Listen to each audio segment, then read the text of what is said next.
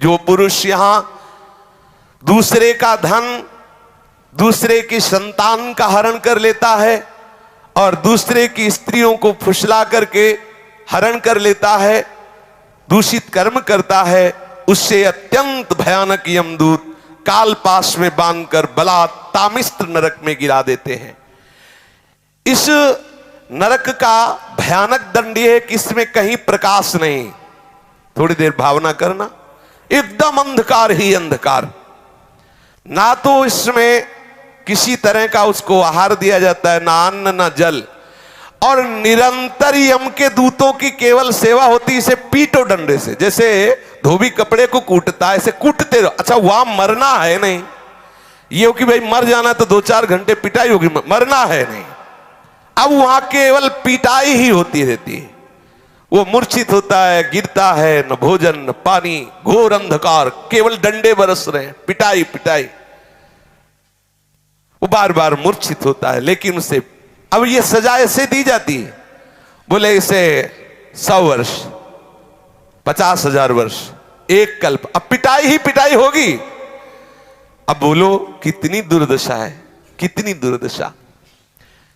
इस लोक में जो मनुष्य किसी दूसरे को विश्वास दिलाता है कि मैं तुम्हारा मित्र हूं, और उसकी स्त्री के साथ वो गलत संबंध बनाता है और उस पुरुष को धोखा देता रहे, मान लो आपको मित्र बनाया और आपकी पत्नी का भोग किया, और उस मित्र को विश्वास दिलाता रहता है कि नहीं मैं गलत नहीं हूं, तो यमदूत उसे अंध तामिस्त्र नरक में ले जाते हैं। और वो कटे हुए वृक्ष के समान भयंकर वेदना को प्राप्त हुआ सुध बुध खो बैठता है, और उसके अंगों में वहां बहुत तरह की पीड़ा दी जाती, काटा जाता है, थोड़ा थोड़ा ऐसे ऐसे काटा जाता है, ऐसे ऐसे काटा जाता है। इसे अंध तामिस्त्र नरक कहते हैं।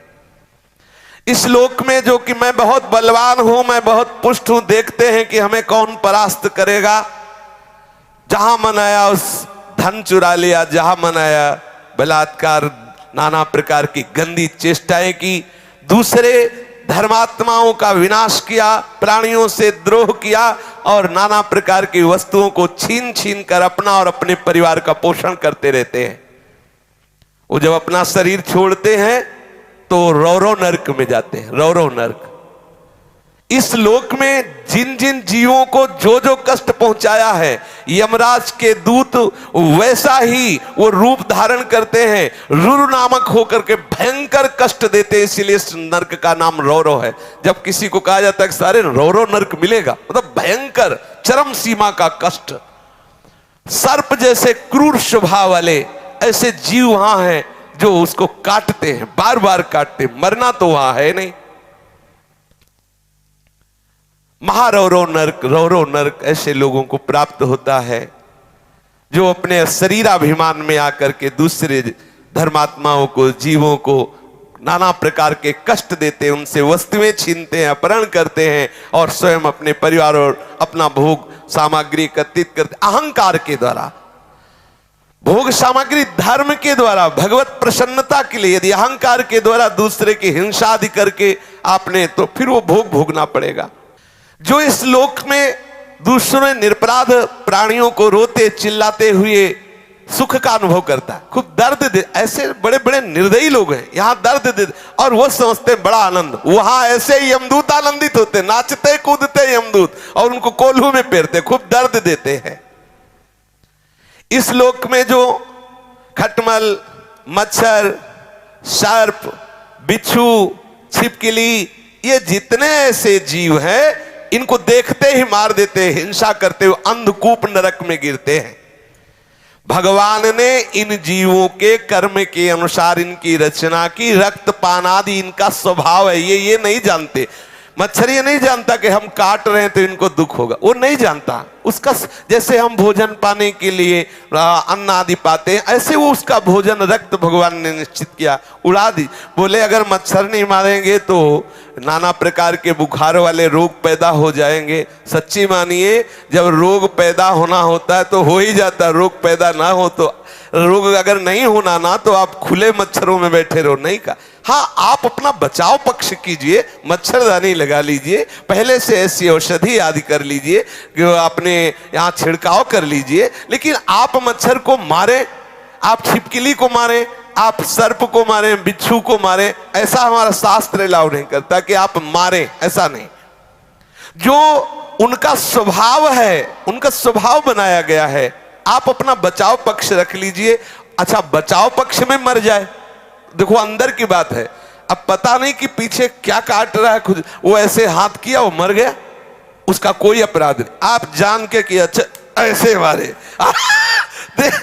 कुछ लोगों का स्वभाव होता, मक्खी ऐसे देखते रहते, ऐसे ऐसे मरते रहते, ऐसे, और पूछो उनसे क्या है, वो मजा आ रहा है, लेला मजा। हाँ, बोले जो यहाँ इन जीवों को मार, सांप दिखा रहे, मारो मारो सांप सांप, बोले काल, काल को तुम मार सकते हो?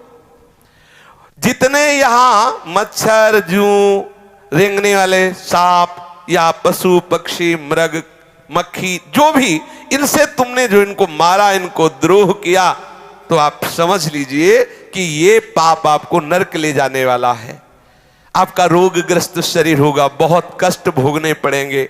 इसलिए अंधकूप नरक से बचना, तो किसी जीव की हिंसा करना बिल्कुल ठीक नहीं है। इस लोक में जो दूसरे से पैसा लेकर झूठी गवाही देते हैं, जो इस लोक में बहुत झूठ बोल करके व्यापार करते हैं, जो अपना काम बनाने के लिए झूठा प्रलोभन दे देते हैं, हम तुमको इतने रुपए देंगे, ऐसा ऐसा ऐसा, जो दान के समय किसी को झूठ बोल के फुसला लेते, ओ तुम्हें इतने रुपए दे, काम करवा ले, काम बन गया, आदि आदि झूठ बोल दिया, उसे आधार शून्य अविची मान नामक नरक में गिराया जाता है। अविची मान ये 100 योजन ऊंचा है, 100 योजन ऊंचे से उसे सिर के बल फेंका जाता है, बार बार बस यही किया जाता है, नीचे गिरा, फिर ऊपर से ले गए, फिर 100 योजन से नीचे, फिर ऐसे भयंकर कष्ट, इसे अविची मान कहते हैं। गिराए जाने पर उसके शरीर की नस नस टूट जाती है, प्राण तो निकलते नहीं, फिर ऊपर ले जाएगा, फिर पटका गया, फिर ऐसे ऐसे।